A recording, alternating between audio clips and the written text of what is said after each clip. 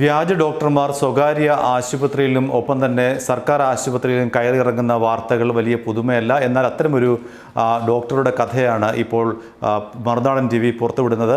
അയാളെ കയ്യോടെ പിടിച്ച ഒരു സംഭവമാണ് മറുനാടൻ TV പുറത്തുവിടുന്നത്.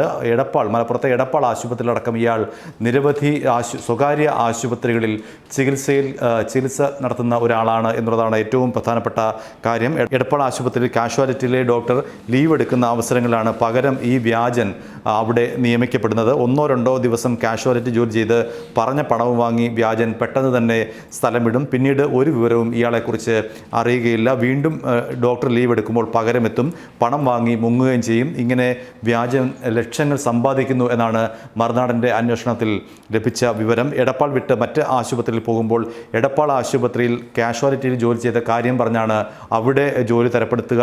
മറ്റ് ആശുപത്രിയിൽ പോകുമ്പോൾ ഇതുപോലെയുള്ള പ്രമുഖ ആശുപത്രികളുടെ പേര് പറഞ്ഞ് അവിടെയും കടന്നുകൂടും.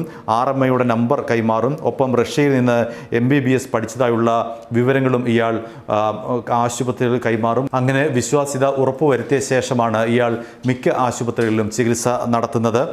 നിലവിൽ ജോലി ചെയ്ത ആശുപത്രികളിലെ RMOമാരുടെ നമ്പരും ജോലി വിവരങ്ങളുമെല്ലാം ഇയാൾ കൃത്യമായി തന്നെ പറയും.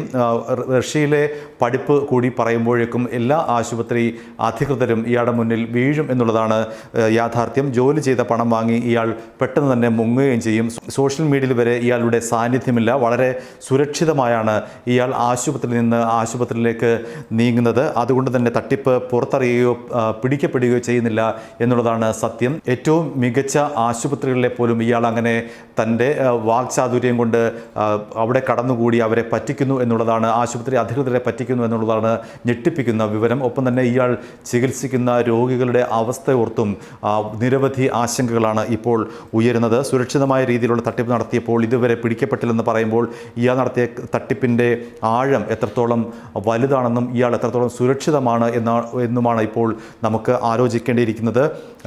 ഇപ്പോൾ എടപ്പാൾ ആശുപത്രി HR അധികൃതർ പറഞ്ഞത് തങ്ങൾ അറിയാതെയാണ് ഈ നിയമനം എന്നാണ്. അഡ്മിനിസ്ട്രേഷൻ വിഭാഗത്തിന് മാത്രമേ ഇയാളെക്കുറിച്ച് അറിയൂ എന്നാണ് അഡ്മിൻ വിഭാഗം പറഞ്ഞത്. തങ്ങൾക്ക് ഈ കാര്യത്തിൽ ഉത്തരവാദിത്തമില്ല എന്നാണ് ആശുപത്രി വൃത്തങ്ങളുടെയും നിലപാട്.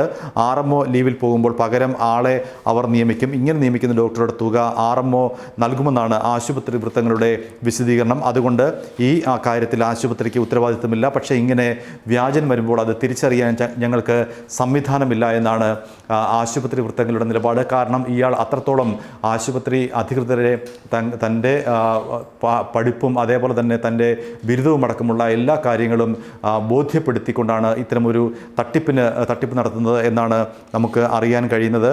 എന്നാൽ വ്യാജൻ എന്ന് വ്യക്തമായ ഈ ആൾ, അതായത് ഇയാളുടെ പേര് തോമസ് എന്നാണ്. ഈ തോമസ് എന്ന പേരിൽ അറിയപ്പെടുന്ന ഈ ഡോക്ടറെ മറുനാടൻ ബന്ധപ്പെട്ടു. അപ്പോൾ അയാൾ ഞങ്ങളോട് പറഞ്ഞത് ഇങ്ങനെയാണ്: എൻ്റെ പേര് ഡോക്ടർ സോണി തോമസ് എന്നാണ്. എനിക്ക് ഡോക്ടറൽ രജിസ്ട്രേഷൻ ഉണ്ട്. ആരാണ് എൻ്റെ രജിസ്ട്രേഷനും അല്ലെങ്കിൽ എൻ്റെ MBBSഉം വ്യാജമാണെന്ന് പറഞ്ഞത് എന്നാണ് ഇയാൾ ആദ്യം ഞങ്ങളോട് ചോദിച്ചത്. ഏത് മെഡിക്കൽ ശാഖയിലാണ് ബിരുദം എന്ന് ചോദിച്ചപ്പോൾ മുതൽ ഡോക്ടർ ഉരുളാൻ തുടങ്ങി. ബിരുദം ഹോമിയോപ്പതിയിലാണ് തനിക്ക് ഉള്ളതെന്നാണ് അയാൾ പറഞ്ഞത്. NSS ഹോമിയോപ്പതി ആശുപത്രിയിൽ നിന്ന് ഡിപ്ലോമ എടുത്തു എന്ന് പറഞ്ഞു. ഹോമിയോപ്പതി ബിരുദമുണ്ടോ എന്ന് ചോദിച്ചപ്പോൾ അയാൾ പറഞ്ഞത് വെറും ഡിപ്ലോമ മാത്രമേ എനിക്കുള്ളൂ, ഹോമിയോപ്പതി ബിരുദം എടുത്തിട്ടില്ല എന്ന് പറഞ്ഞു. അതിനാൽ ഹോമിയോപ്പതിയും പ്രാക്ടീസ് ചെയ്യുന്നില്ല.